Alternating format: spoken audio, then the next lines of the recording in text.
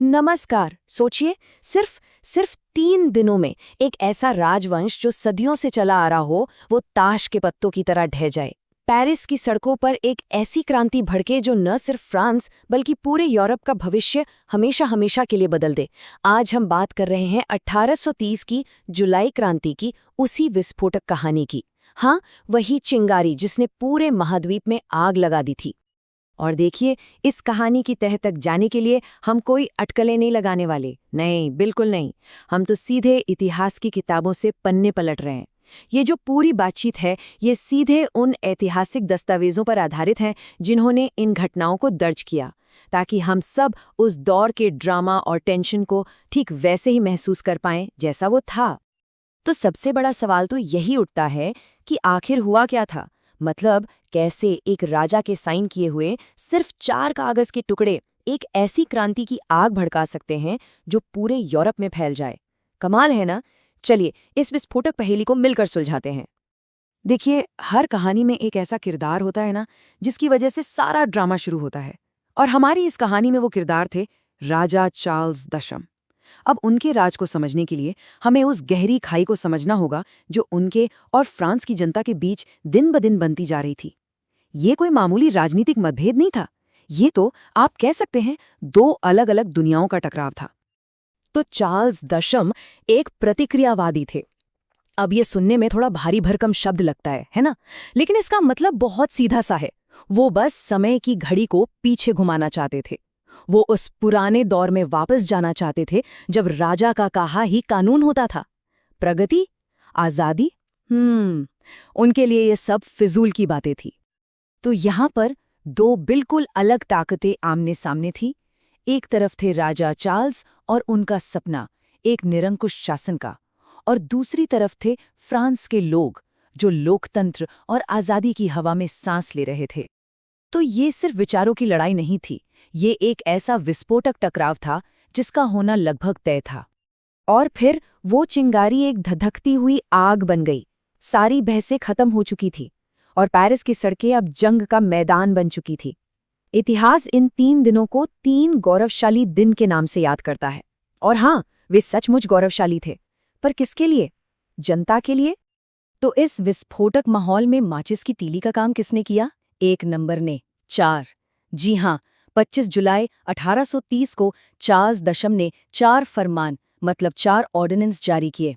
इन फरमानों ने क्या किया? उन्होंने प्रेस का गला घोट दिया, संसद को भंग कर दिया और वोटिंग के नियम ही अपनी मर्जी से बदल दिए। ये लोगों के मुंह पर एक सीधा तमाचा था और इसे कोई बर्दाश्त करने वाला नहीं था। और इसके बाद जो हुआ वो तो बिजली की रफ्तार से हुआ। सोचिए, 25 जुलाई को फरमान आते हैं, 28 जुलाई तक पेरिस की गलियों में जंग छिड़ जाती है और कुछ ही हफ्तों के अंदर राजा देश कर छोड़कर भाग रहा होता है, इंग्लैंड में जाकर पनाह मांगता है। ये सच में एक हैरान कर देने वाला नज़ारा था, इस बात का सबूत कि जब लोग एक साथ खड़े हो जाते हैं तो क्या हो सकता है। कोई राजा, चाहे कितना भी शक्तिशाली क्यों ना हो, जनता की इच्छा के सामने टिक नहीं सका। और बस इसी के साथ बुर्बो राजवंश, जिसने सदियों तक फ्रांस पर हुकूमत की थी, वो इतिहास बन गया। ये सिर्फ एक राजा का गिरना नहीं था, ये एक पूरे युग का अंत था और एक बिल्कुल नए युग की सुबह।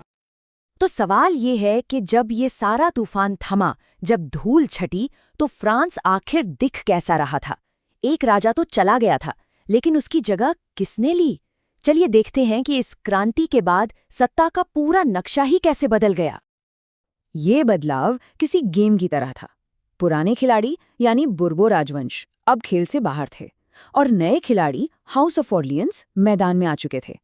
शासन का तरीका भी बदल गया। निरंकुश शासन की जगह अब एक संवैधानिक राजतंत्र ने ले ली थी। मतलब, एक ऐसा राजा जो अब कानून से ऊपर नहीं था। और तो और, सत्ता का सेंटर भी बदल गया। वो कट्टर राजभक्तों से खिसक कर उदारवादियों और पत्रकारों के हाथों में आ गया था। सच में, ये एक राजनीतिक भूचाल था। तो असल में इसका मतलब क्या था? इसका सीधा सा मतलब ये था कि फ्रांस एक नए दौर में कदम रख रहा था। पहली बार ऐसा हुआ कि शाही ताकत और लोगों के अधिकारों के बीच एक असली बैलेंस बनाया गया। हाँ, ये शायद पूरी तरह से डेमोक्रेसी नहीं थी, लेकिन उस दिशा में ये एक बहुत बड़ा, बहुत ही साहसी कदम था। लेकिन रुकिए, कहानी यहीं खत्म नहीं होती।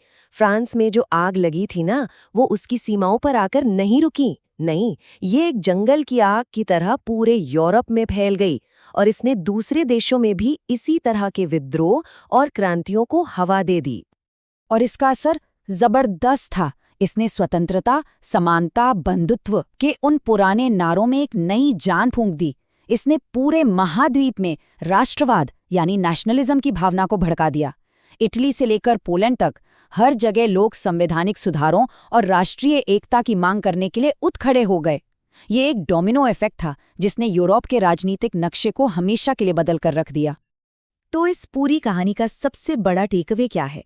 वो ये है कि जुलाई क्रांति एक ऐलान थी, एक साफ संकेत कि यूरोप में बेलगाम और मनमानी करने वाली राजशाही के दिन अब लद चुके हैं। ये एक पावरफुल रिमाइंडर था कि असली ताकत महलों में नहीं बल्कि सड़कों पर मौजूद लोगों में होती है। लेकिन जाते जाते एक सवाल जरूर मन में उठता है, क्या 1830 की क्रांति कहानी का अंत थी या ये सिर्फ शुरुआत थी? क्या ये एक फाइनल जीत थी या फिर ये 1848 में आने वाली और भी बड़ी क्रांतियों के लिए सिर्फ एक ड्रेस रिहर्सल थी? क्योंकि जैसा कि इतिहास हमें आगे बताएगा, तूफान अभी थमा नहीं था, ये तो बस शुरुआत थी।